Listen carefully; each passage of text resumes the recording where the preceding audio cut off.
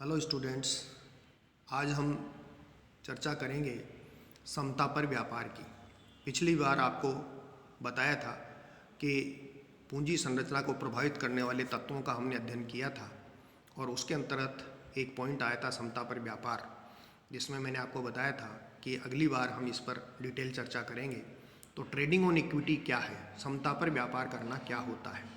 समता पर व्यापार का मतलब ये होता है कि जब कोई कंपनी अपने पूंजीकरण में, कैपिटलाइजेशन में अंश पूंजी कम और स्थिर लागत वाली पूंजी का ज़्यादा उपयोग करती है तो उसको समता पर व्यापार कहते हैं। यानी जिस कंपनी की पूंजी संरचना में यदि ऋण पूंजी नहीं है, इसका मतलब वो कंपनी समता पर व्यापार नहीं कर रही है।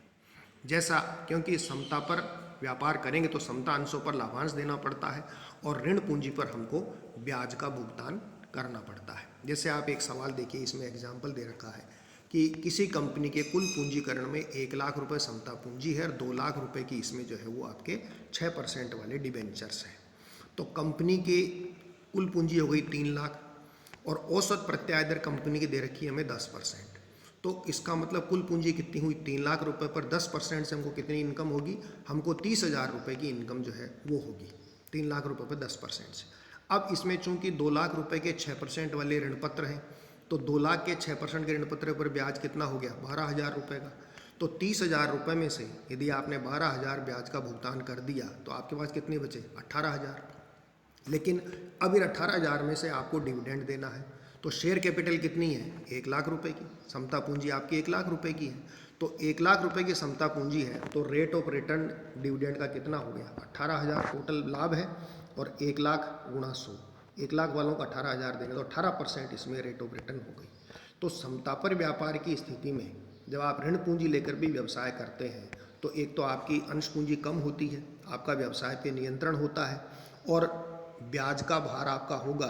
तो इसमें जब अंश पूंजी कम होगी तो जितना भी लाभ बचेगा ब्याज देने के बाद वो सारा उन शेयर होल्डर्स का ही होगा। यदि शेयर कैपिटल ज़्यादा होगी तो क्या होगा, यही लाभ, जैसे सपोज मान लीजिए इसमें कैपिटल, शेयर कैपिटल ज़्यादा होती, 2 लाख होती है, 4 लाख होती, तो ये 18,000 रुपये 4 लाख में बांटे जाते, तो रेट ऑफ डिविडेंड की और कम हो जाती, मार्केट में शेयर प्राइस भी कंपनी का कम होता। तो कहने का मतलब ये है कि समता पर व्यापार करना व्यवसायी के लिए फ़ायदेमंद होता है, ऋण लेकर भी व्यापार करना चाहिए, लेकिन साथ साथ इसके बड़े नुकसान भी हैं। यदि आप संपूर्ण रूप से ज़्यादा इसी फायदे के चक्कर में यदि आप ज़्यादा ऋण ले लेंगे तो आपको नुकसान होगा।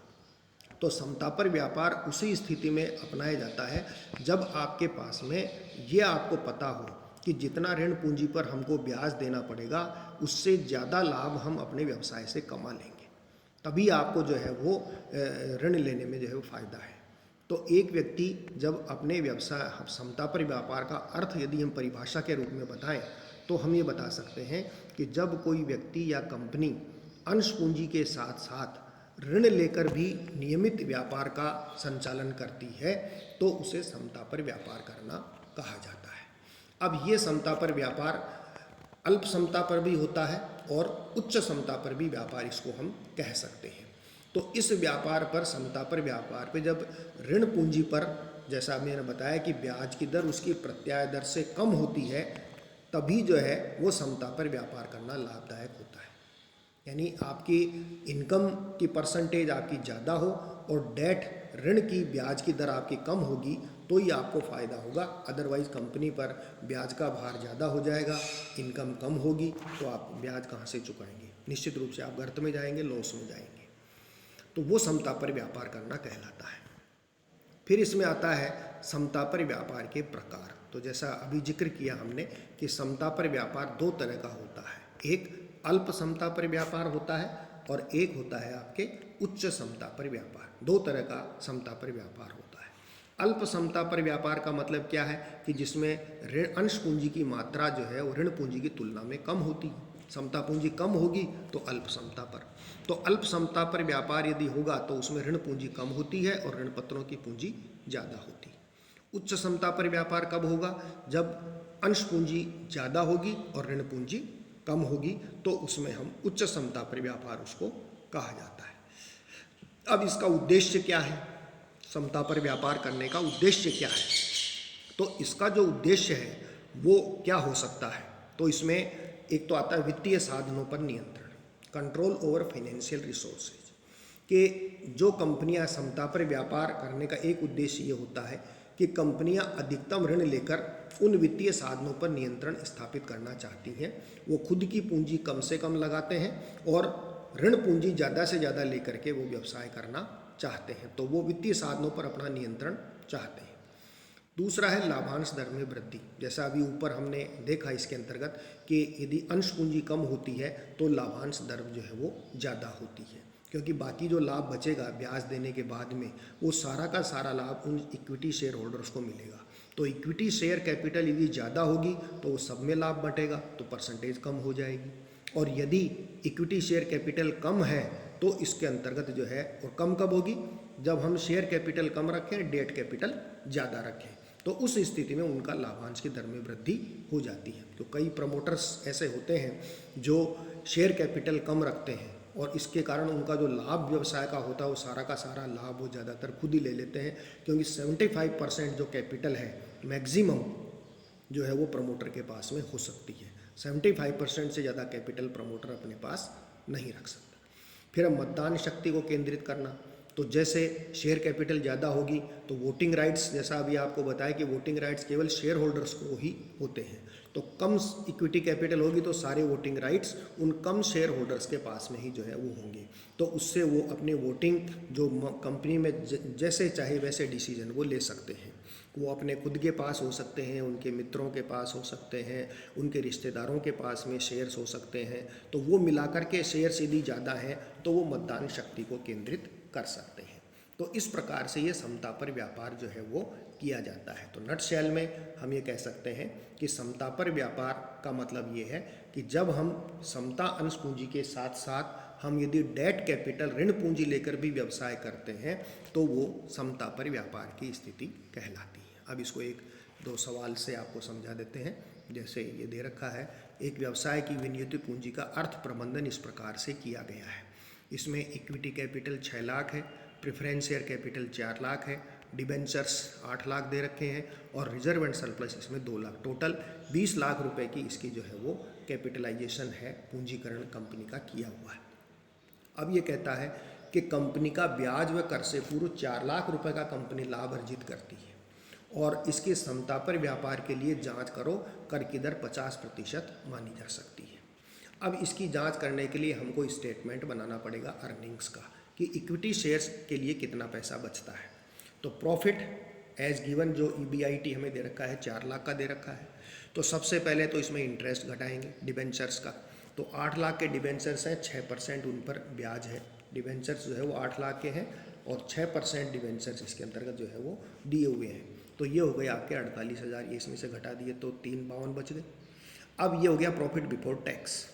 अब इसमें से हम जो है वो टैक्स घटाएंगे, तो टैक्स की रेट दे रखी है 50%, तो 50% टैक्स रेट है तो 352 का आधा 1,76,000 टैक्स घटा दिया। और टैक्स घटाने के बाद के जो प्रॉफिट होते हैं वही शेयर होल्डर्स को मिलते हैं। तो इसमें चूंकि प्रेफरेंस शेयर कैपिटल भी दे रखी, तो जो प्रॉफिट होंगे सबसे पहले प्रेफरेंस शेयर्स को डिविडेंड देंगे, उसके बाद यदि लाभ बचते हैं तो इक्विटी शेयर्स के लिए बचते हैं। तो प्रेफरेंस शेयर 4 लाख के हैं 7% वाले, तो 28,000 रुपये इनका डिविडेंड हो गया। तो 176 में 28 ये गई, तो 1,48,000 रुपये लाभों में से ऐसे बचे जो इक्विटी शेयर होल्डर्स के लिए अवेलेबल हैं। तो अब इक्विटी शेयर कैपिटल कितनी है? इक्विटी शेयर कैपिटल हमें दे रखी है 6 लाख रुपए की और रिजर्व एंड सरप्लस है 2 लाख, क्योंकि रिजर्व एंड सरप्लस होते हैं वो भी एक प्रकार इक्विटी शेयर होल्डर्स के लाभों में से ही काट के बनाए जाते हैं। इसलिए जब हम ओनर्स इक्विटी की बात करते हैं, नेटवर्थ की बात करते हैं, शेयर होल्डर्स फंड्स की हम बात करते हैं, तो उसमें शेयर कैपिटल में रिजर्व एंड सरप्लस को जोड़ा जाता है। तो इस प्रकार से शेयर होल्डर्स की कैपिटल हो गई 6 और 2 8 लाख। तो हम ये 1,48,000 रुपये जो है वो 8 लाख से डिवाइड करेंगे, 100 से गुना करके, तो 18.5% rate of return on equity share holders जो है वो आ जाती है। और जनरल रेट ऑफ रिटर्न कितनी होगी? जनरल रेट ऑफ रिटर्न होगी profit after tax and interest. तो ये कितना है? 1,76,000। 1,76,000 में आप इंटरेस्ट और जोड़ेंगे 48,000, तो ये हो गया आपके 1,76,000 आफ्टर टैक्स, बिफोर टैक्स का जो है वो आफ्टर टैक्स का प्रॉफिट हो गया, और इसमें आप इंटरेस्ट जो है वो और जोड़ देंगे, और इसमें फिर आप टोटल जो कैपिटल 20 लाख है इसका यदि हम भाग देंगे तो नॉर्मल या जनरल रेट ऑफ रिटर्न 11.2% जो है वो आती है। क्यों? आफ्टर टैक्स तो देना ही पड़ेगा, तो टैक्स देने के लिए हमें पहले इंटरेस्ट घटाना पड़ेगा। बिना इंटरेस्ट घटाए हम टैक्स नहीं दे सकते, क्योंकि इंटरेस्ट तो जो है वो टैक्सेशन के लिए अलाउड एक्सपेंडिचर है। तो इसलिए 1,76,000 आफ्टर टैक्स का प्रॉफिट बच गया। लेकिन इसमें से हमको इंटरेस्ट हम वापस जोड़ देंगे, क्योंकि इनकम तो हमारी उतनी होगी ना टैक्स देने के बाद में, जो हम नॉर्मल रेट ऑफ जितना पैसा हमने कमाया है टैक्स देने के बाद। तो टैक्स देने के बाद हमने जो पैसा कमाया है वो 1,76 + 48 यानी 8 × 14 17 4 21 और 1 22 2,24,000 रुपये का करीबन जो है वो ये इनकम हो गई। तो 2,24,000 बटा 20 लाख गुणा 100 11.2%। तो देखिए नॉर्मल रेट ऑफ रिटर्न कितनी आ रही है 11.2%, और आपके rate of equity share holders का रिटर्न आ रहा है 18.5%। तो इसका मतलब समता अंशधारी में कोषों पर प्रत्याय की दर 18.5% जो है, इसलिए कंपनी हम कह सकते हैं कि अल्प समता पर कंपनी व्यापार कर रही है, क्योंकि नॉर्मल रेट ऑफ रिटर्न से ज़्यादा डिविडेंड है। तो डिविडेंड ज़्यादा परसेंटेज कब आएगी? जब इक्विटी कैपिटल कम होगी। तो इसमें हम कह सकते हैं कंपनी अल्प समता पर व्यापार कर रही है। इसी तरह से एक सवाल और देखिए, जिसमें दो संस्थाओं की कंपैरिजन किया गया है। दो संस्थाएं हैं ए तथा बी। दोनों संस्थाओं में प्रत्येक का पूंजीकरण 2.5 लाख है, यानी दोनों कंपनी की कैपिटलाइजेशन 2.5 लाख है, लेकिन दोनों का पूंजी संरचना उनकी अलग अलग है। तो दोनों ही संस्थाएं ब्याज व कर से पूर्व 40,000 का लाभ कमाती हैं। इनकम भी दोनों की बराबर है। संस्था ए ने अपनी संपूर्ण पूंजी समतांशों के द्वारा प्राप्त की है। ए जो कंपनी है उसकी जो 2.5 लाख की कैपिटल है वो 2.5 लाख सारे के सारे उसने इक्विटी शेयर कैपिटल से उसने लिए हैं। और जो बी कंपनी है उसने 1 लाख रुपये समतांशों से लिए हैं और 50,000 रुपये उसने 10% डिवेंचर से लिए हैं और 1 लाख रुपये उसने 8% अधिमान अंशों से प्राप्त किए हैं। अब इन दोनों की समता पर व्यापार की नीति की हमें समीक्षा करनी है। टैक्स की रेट 50% दी हुई है, तो जैसा ऊपर किया था उसी प्रकार से हमें लेना है।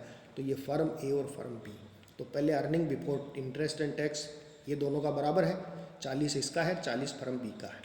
और इसमें पहले इंटरेस्ट और डिवेंचर घटाएंगे, तो फर्म ए में तो कोई है ही नहीं, क्योंकि सारे के सारी इक्विटी शेयर कैपिटल है।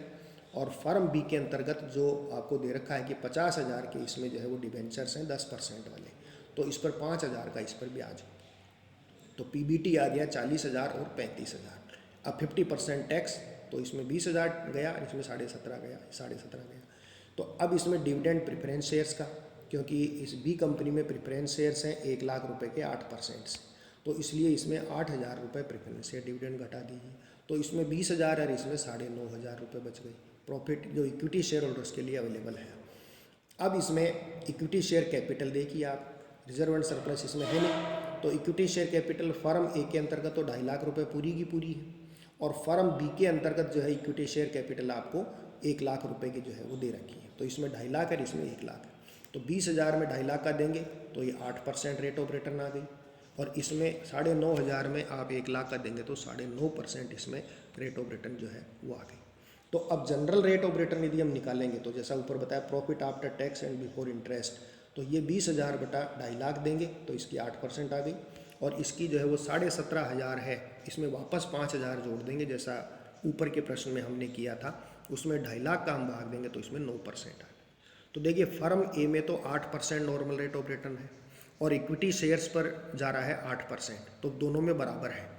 दो बराबर होने की स्थिति में हम ये कह सकते हैं कि इसमें समता पर व्यापार की जो नीति है वो नहीं अपनाई गई है, क्योंकि दोनों की रेट ऑफ इंटरेस्ट बराबर है, कोई न तो उच्च समता है न निम्न समता है, यानी समता पर व्यापार को इसमें काम में ही नहीं लिया गया, क्योंकि 8% ही नॉर्मल रेट ऑफ रिटर्न है और 8% ही इसके अंतर्गत जो है वो इक्विटी शेयर होल्डर्स की रिटर्न जो है वो आ रही है। बी कंपनी में यदि हम देखें फर्म के अंतर्गत तो नॉर्मल रेट ऑफ रिटर्न दे रखी है 9% और शेयर होल्डर्स का रिटर्न आ रहा है 9.5%।